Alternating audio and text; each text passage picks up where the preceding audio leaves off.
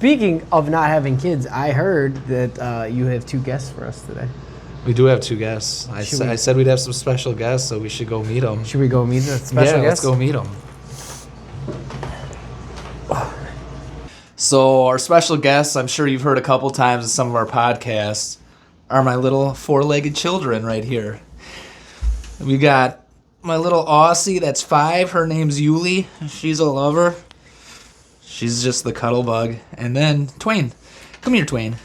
And then I got my old lady, my 12-year-old chocolate lab that likes to bark too. But she's definitely showing her age. So we figured might as well let the listeners finally meet what they hear every once in a while. And my little kids at home that I deal with every day. Best kind of dogs. Yes, my favorites. Twain and Ulie. Twain and Ulie, yeah. So where did Twain's name come from? Mark Twain. You're a reader, eh? He doesn't look like it, folks, but he's a reader. I mean, I read some stuff, but it was just, when I named her, I wanted something different. And that's kind of what I came on about, and I was cool with it. I like it. I don't hear many other dogs named Twain. I didn't want like Spot or Tank or, just everybody's common. Yeah. Like, I feel like they aren't as common anymore, but, just stuff we hear all the time. So that's where we came with that one. And then Ulie, Where is that from? I don't know. Yeah. She just Ulysses came up with Grant, maybe? I don't know. I remember I was at work and I was shipping something. I sent her a picture because it was to Ulie, Florida, just like how she's spelled. And I was like, But yeah, that was just another one too. God, I love my dogs. Are both dogs from like a rescue, or both dogs from like breeders? No, we got them from breeders. Twain. There's Duck Creek Retrievers out in, I think it's Sullivan, Wisconsin. Nice. He does nothing but labs.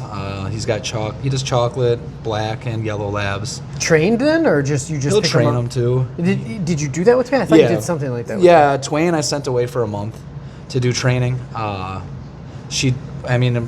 Originally she was supposed to duck hunt, but that kind of fell through. But just obedience as well. And the guy is great at what he does. God forbid when Twain passes on and has done what she needed to for me in her lifetime, I'll probably go back to the same guy and get another one. Duck Creek Retrievers? Duck Creek Retrievers, yeah. Shout out to Duck Creek Retrievers. Yeah, he does. He's got really good, healthy dogs, and they're beautiful dogs. I mean, she still is pretty, but she's a lot more gray now. Yeah, but you can like distinguish in dogs. Yeah. You know what I mean? Like Kathy's dog, was it Frank? Yeah. He just looks old.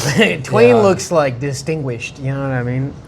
And she's still got that pep in her step, to say the least. At times, yeah, she's still, which is good. We take her to the vet every year, and my wife gets really concerned because we're just waiting for that. You got to think of a better life, and I'm not looking forward to that day. But I try and grasp with it. Like, I love somebody said, or I read, it's like, dogs are like God's angels on earth. Yep. They're for us. They love us. They're obedient. We're their everything. Literally. And their whole world. Yeah, so I'm trying to keep like that perspective of it, like not be sad when she goes away. Like it's just, she did what she did. And, her and I lived here in this house by myself for 6 years. Yeah. So, she was my best friend. We do everything together. She follows me everywhere I go. Which is good. Yeah. And Ulie is like that with my wife. So where did Ulie come from? I think Ulie we got in Chippewa Falls. Okay. She found a breeder up there. She's a beautiful dog. I love the color scheme. Yeah, God. she's so soft. She's so fluffy. She loves to cuddle. So sometimes we were walking today and we saw a full-size Australian Shepherd. I was like, we should have gotten one of those. She's like, I know. I'm like, and I just joke around. I'm like, well, we could trade her. Yeah. But we would never do that. She's funny. here forever. So, yeah, those are my joys. They make me extremely happy. Coming home to them makes me happy, and just their. I think pets are important. I think it's and I think that you are a very extraordinary pet owner, and I mean that as in like an extraordinary pet owner because, everybody gets a dog or a cat or whatever, and they're just there. They're just existing in the house. Yours are outside the house. They're in the backyard all the time.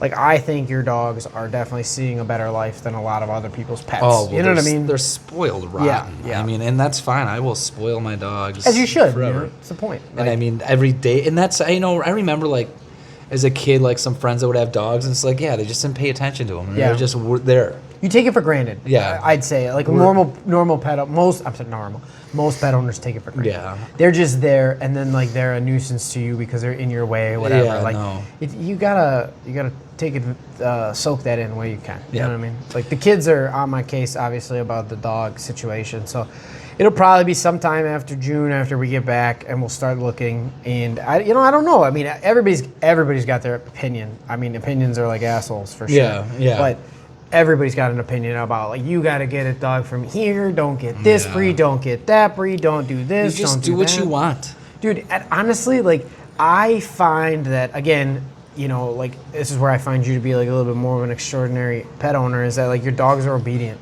I don't like dogs that don't listen. Like, that's not a big. Yeah.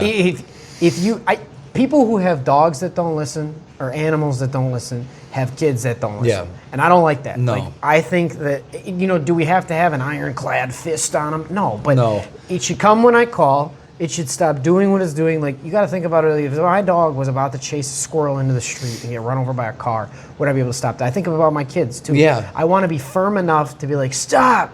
And if they're about to cross the street and get hit by a car, I want to be able to stop them. Yep. Dogs, kids, everything, all of it. So I already know, after doing one dog for myself, that I can do it. I know exactly what I need to do it right. And I was talking to one of my buddies about, he wants to get a Rottie, and I want a Rottie really bad. I think they're really cute, and I think they're good. They're good all around for protection, for family. They can turn it off and on as they need to. They're good with kids. And, I had a Rottie get bit by my cousin's dog, 6 years ago. Yeah, and I know we've talked about it before. It's who trains it. Yeah, it's completely what you're going to do with the dog. I don't feel like they're bad dogs. I feel like they're just bad owners. Literally, nonstop. I feel like what you tolerate is what they will perform as. Correct. Like, when it's my way for the dog, obviously the dog's going to be a family dog because of the kids. So, I mean, that involves tail yanking, ear pulling, Yep. Like, I did that with my last dog. I made sure he was good around kids because you never know. No. Well, we don't have kids. Like, he'd never be. Nah, you don't know that. You know, the neighbor's kids come over, and then, like, you got to have animals that are good with kids. Your dogs are good with kids. That's. I don't consider hyperness. Hyperness isn't what I mean. Twain's just doesn't. After Twain got bit, she hasn't been good with dogs. So she doesn't get with along other dogs. Yeah, with other dogs. And that's not her fault. Like, one bad experience is what it makes. But now you know that, and then that's just where you take we the shy her shot. away from other dogs. Right. And it's even when we got Ulie, because Twain was 8 when Ulie came home, and there was a huge learning curve for her to get used to, like, a puppy. And a puppy wants to play. A puppy doesn't understand jumping on her. And Twain gave her warnings. Yep. And then one day Twain just is like, enough is enough. Yeah. And I was like, And then they learn. I don't want to start with this. But But that's now what they it takes. now they just don't mind each other. Yeah. It's just whatever. Okay, Twain, I don't like you, so I'm gonna stay away from you. You stay away from me. Yeah. And we're good. We have our places. And they coexist together. Yes, exactly. And Ulie's very submissive. Ulie will just fall on her back. Just all right. I got me here. Yeah, like, just sniff me.